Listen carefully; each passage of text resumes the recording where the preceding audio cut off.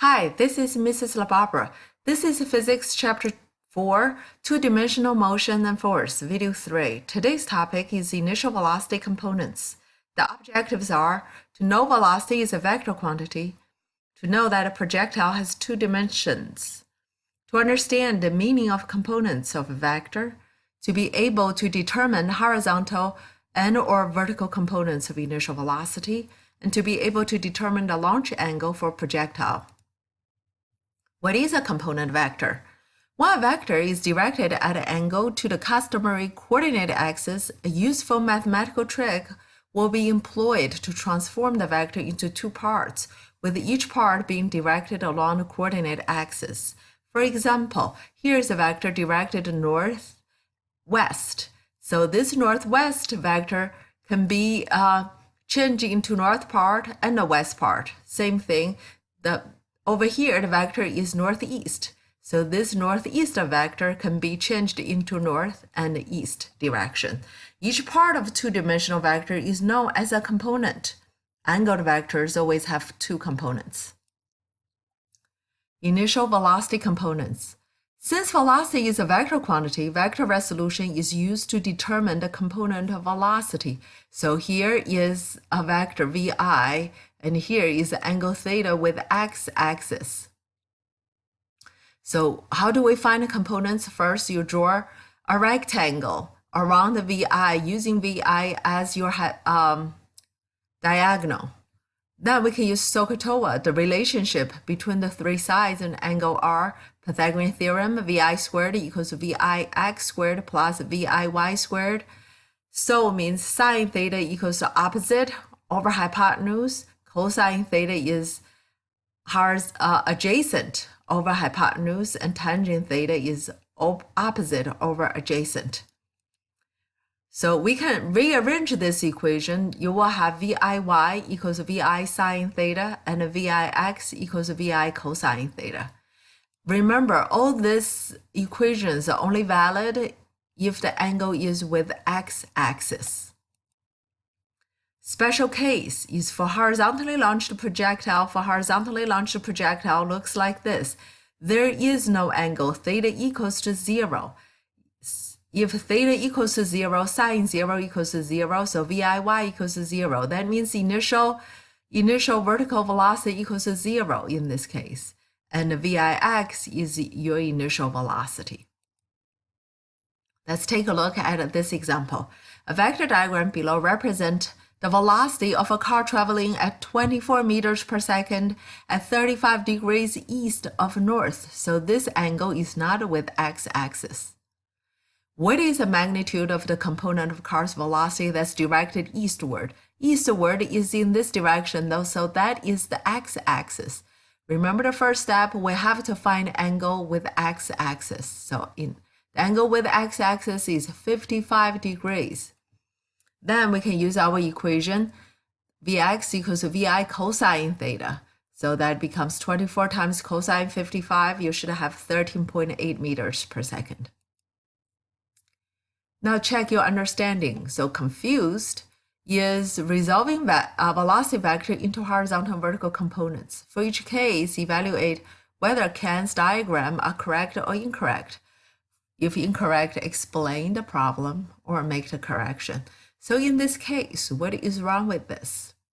So we have learned in vectors, vector addition is tip and tail. This is tip and tip added together, so that's wrong.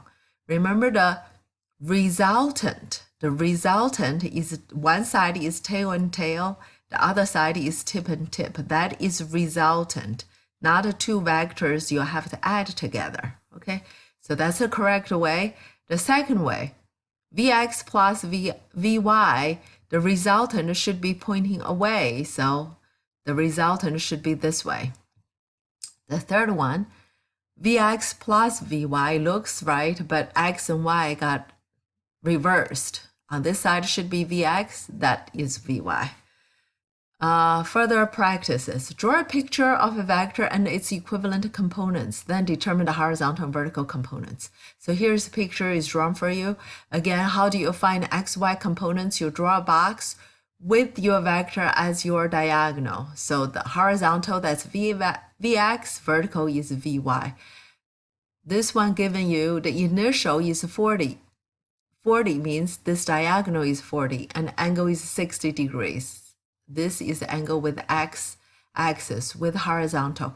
Simply plug into the equation, x is cosine, y is sine, that's what you get. Similarly, I want you to do the next two by yourself. Then you can compare with answers. You should pause the video for a couple minutes. Here are the answers. Let's take a look at the next example. A machine fired several projectiles at the same angle theta above the horizontal. Each projectile was fired with a different initial velocity vi, like 10, 20, 30, 40, 50, 60. The graph below represents relationship between the magnitude of the initial vertical velocity VIY and the magnitude of corresponding initial velocity VI of these projectiles. For example, at 20, when you fired at 20, VIY is about 12.5. When you fired at 30, VIY is a little bit below 20, and so forth. A. Calculate magnitude of initial horizontal velocity VIX when the magnitude of initial velocity VI was 40 meters per second. Look at your graph. At 40, VIY is 25. So if we know VI, we know VIY, we can find VIX using Pythagorean theorem. VI squared equals VIX squared plus VIY squared. VIX equals VI squared minus VIY squared, then you do square root. So you have 31 meters per second. Next one, determine the angle theta above the horizontal at which the projectiles were fired. So in this case, you can use either SO, CA, or TOA. I used the TOA. Oh, no, I didn't. I used the sine. So sine, because I know VIY, I know VI, just in case this VIX, for some reason I calculated wrong, so I used what's given to me. So at 40, my VIY is 25, then I just do inverse sine, which gives me 38.7 degrees. Why do we use components?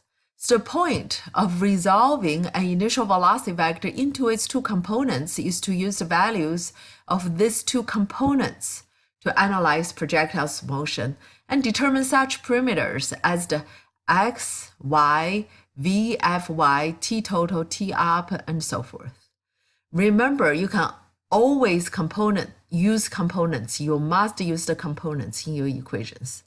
So here are the equations in the x dimension since ax equals to 0. So basically there is just one equation in the x direction, which is this. The x distance equals to vx times t. Then here's the y equations. We can substitute ay equals to negative g, changes into these parts. Let's do an example. A cannon elevated at an angle 35 degrees to the horizontal fires a cannonball, which travels the path shown in the diagram. So if the ball lands 700 meters from the cannon, so that means horizontal, this is 700 meters. In 7 seconds, I want you to fill the chart. So again, you can stop the video, see what you can come up with. So first, you have to write down what is given to you. We know the time is 700 is in the x direction. We also know the acceleration in the x direction is 0, in the y direction is negative 9.81. So whenever you are given 3 variables, you can find other variable. So x, we know 3, we can find VIX. VIX equals to VX because in the horizontal direction, horizontal velocity is constant. That equals to the horizontal distance divided by time. So you get 100 meters. That's what you have. Since horizontal is constant, so everything is 100. Now in y direction, since in y direction we only know 2, we can't figure out from what's given here. But what else do we know? We know the angle is 35 degrees right over here. So we know there is a relationship between VIX, VIY, and the theta that's called TOA, tangent. Tangent theta equals VIY over VIX. So we can use this equation, we can figure out VIY equals VIX times tangent theta, you have 70 meters.